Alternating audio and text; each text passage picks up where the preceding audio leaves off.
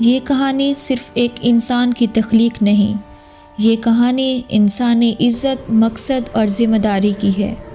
قرآن ہمیں بتاتا ہے کہ جب اللہ نے انسان کو پیدا کرنے کا ارادہ فرمایا تو یہ ایک عام تخلیق نہیں تھی، بلکہ ایک ایسا فیصلہ تھا جس نے کائنات کی سمت بدل دی۔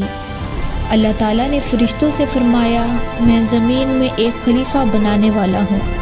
یہ اعلان اس بات کا آغاز تھا کہ انسان محض ایک مخلوق نہیں، بلکہ زمین پر اللہ کا نمائندہ ہوگا۔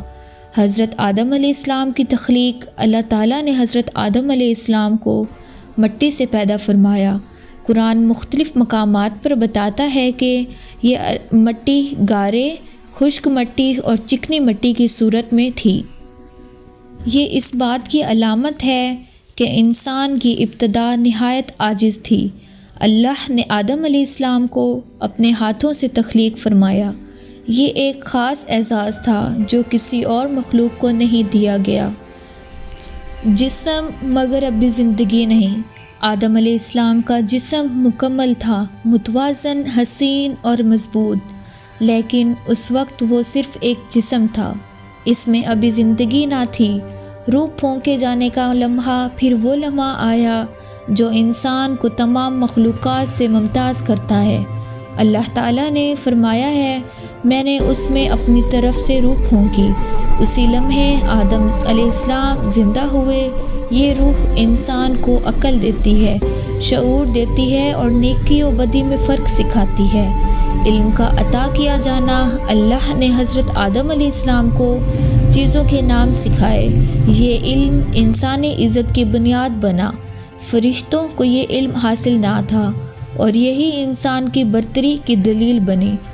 فرشتوں کا سجدہ، پھر اللہ نے فرشتوں کو حکم دیا کہ آدم علیہ السلام کو سجدہ کریں۔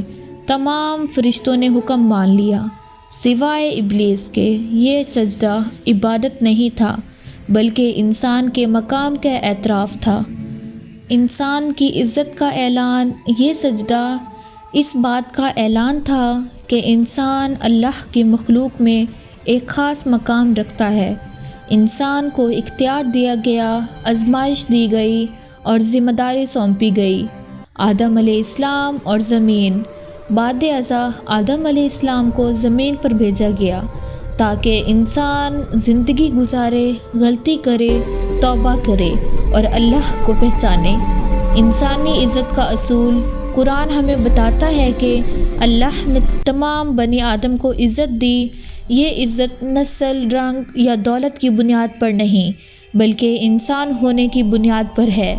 اختتام۔ حضرت آدم علیہ السلام کی تخلیق ہمیں یہ سکھاتی ہے کہ ہم مٹی سے بنے ہیں مگر عزت آسمان سے ملی۔ ہم کمزور ہیں لیکن ذمہ دار ہیں۔ یہی انسان کی اصل پہچان ہے۔